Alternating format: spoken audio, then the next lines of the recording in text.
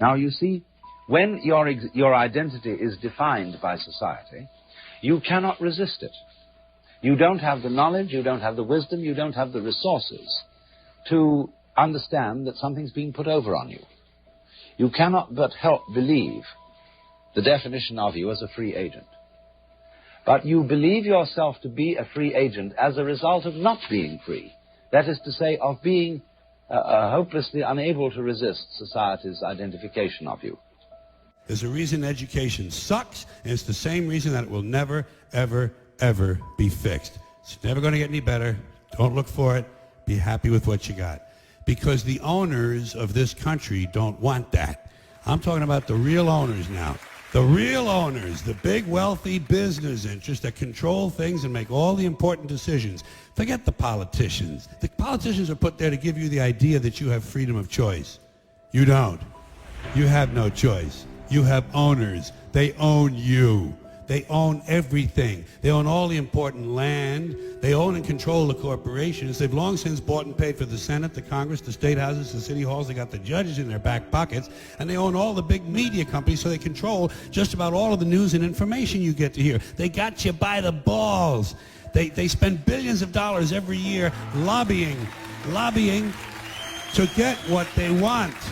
Well, we know what they want. They want more for themselves and less for everybody else. But I'll tell you what they don't want. They don't want a population of citizens capable of critical thinking. They don't want well-informed, well-educated people capable of critical thinking. They're not interested in that. That doesn't help them. That's against their interest. That's right. They don't want people who are smart enough to sit around the kitchen table to figure out how badly they're getting fucked by a system that threw them overboard 30 fucking years ago. They don't want that. You know what they want? They want obedient workers. Obedient workers. People who are just smart enough to run the machines and do the paperwork and just dumb enough to passively accept all these increasingly shittier jobs with the lower pay, the longer hours, the reduced benefits, the end of overtime, and the vanishing pension that disappears the minute you go to collect it. And now they're coming for your Social Security money. They want your fucking retirement money. They want it back, so they can give it to their criminal friends on Wall Street. And you know something? They'll get it. They'll get it all from you sooner or later, because they own this fucking place. It's a big club, and you ain't in it. You and I are not in the big club. And by the way, it's the same big club they used to beat you over the head with all day long, when they tell you what to believe. All day long, beating you over the head in their media, telling you what to believe, what to think, and what to buy. The table is tilted, folks. The game is rigged. And nobody seems to notice. Nobody seems to care. Good, honest, hard-working people, white collar, blue collar, doesn't matter what color shirt you have on. Good, honest, hard-working people continue. These are people of modest means. Continue to elect these rich cocksuckers who don't give a fuck about them.